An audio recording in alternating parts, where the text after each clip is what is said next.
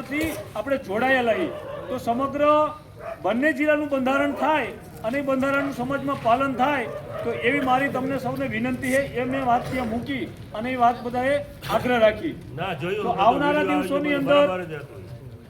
દિવસોની અંદર આ સમાજમાં ઠાકોર સમાજમાં એક બંધારણ થાય એ વાત આપણા તમારા રણછોડગઢ ગામની અંદર અમે મૂકવા આવ્યા છીએ.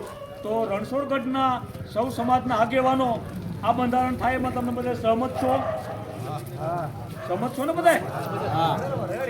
સમાજ માટે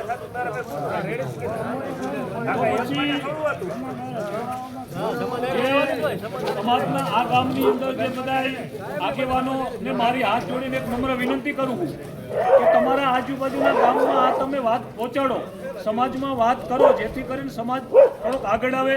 જે સક્ષમ લોકો છે એ લોકો આમાં ખાસ કરીને બે હાથ જોડી વિનંતી કે એ પણ આગળ આવે. આજે મારા જેવા વ્યક્તિને જો આગળ આવવું પડતું હોય તો નાનો માણસ આગળ આવવાનો જ છે, પણ ખરેખર સક્ષમ વ્યક્તિ જ આગળ આવવામાં. તો આ બંધારણ સમાજની અંદર એક બંધારણ બને. એ બંધારણ મિત્રો બંધારણ બનાવવું એ તો બહુ સહેલું છે, બંધારણ બની જાય છે, પણ બંધારણનું પાલન કરવું એ બહુ અઘરું છે. આ બંધારણનું ખરેખર પાલન કરવું જ જોઈએ, જેથી કરી સમાજની અંદર ખોટા ખર્ચા બચે, ખોટા રીતો રિવાજો. હવે આ જમાનામાં આ પ્રસંગોની અંદર કેવું નવું આવી રહ્યું હોય મિત્રો. વરરાજાની એન્ટ્રી, હલ્દી રસમ, આ જોયું તો તમે કોઈ વડીલોએ? હે અરે બંધ કરો આ બધાય. આ વરરાજાની એન્ટ્રી કરીને કાલ સવારે વરરાજાનો બાપો તો તમને કહું 5 ગુણી ઉરિયાના પૈસા માંગતો હોય છે, તો ભાઈ માપે મેળા હેલ ને. એટલે આ બધું બંધ કરવાની જરૂર છે.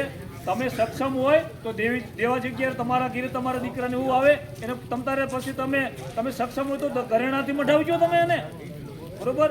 અને તમારી પાસે જો વધારે જ પૈસા હોય તો તમે તમારા દીકરા દીકરીઓને ખૂબ ભણાવો, શિક્ષણ અપનાવો અને આગળ વધો. સમય યુવાનોને આજે કામ કરવાનો છે, 2 પૈસા કમાવાનો સમય છે. આજે એ તરફ તમે વળો. નાના યુવાઓને આજે શિક્ષણનો સમય છે, શિક્ષણ તરફ વળો. ધંધા રોજગાર કરો ને 2 પૈસા કમાઓ અને આગળ વધો. બસ આટલું કહી મારી વાતનો વિરામ આપું છું. બંધારણનું પાલન કરે.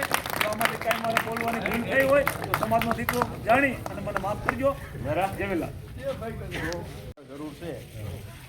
અને કાલ જો તમારે ક્યાં જવાનું હોય તો અમારા ગામના 5 નહીં પણ 10-15 જણા કદાચ આવી